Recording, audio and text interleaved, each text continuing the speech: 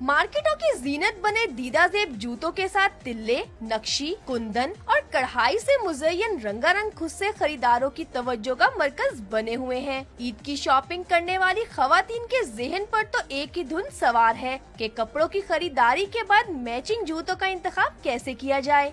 मैं देखने आई हूँ खुस्सा, अपने सूट के साथ मैचिंग कोल्हापुरी जूती देखने आई हूँ। अब देखें वैरायटी तो काफी है, कौन सा पसंद आता है। की शॉपिंग कंप्लीट हो चुकी है और यहाँ पे हम जूते देखने आए हैं और मुझे डिजिटल प्रिंट वाला खुस्सा चाहिए था तो वो लेने आई हूँ। दुकानदारों का कहना है कि उन्होंने खरीदारों के कुव्वते खरीद को मद्देनजर रखते हुए हर किस्म की वैरायटी रखी हुई है। लेदर के खुस्से, कोल्हापुरी लेदर पंप्स वगैरह हर चीज़ खुस्से के अंदर हर चीज़ वैरायटी मौजूद है। उसके अलावा एक कुंदन वाले खुस्से भी हमारे पास हैं।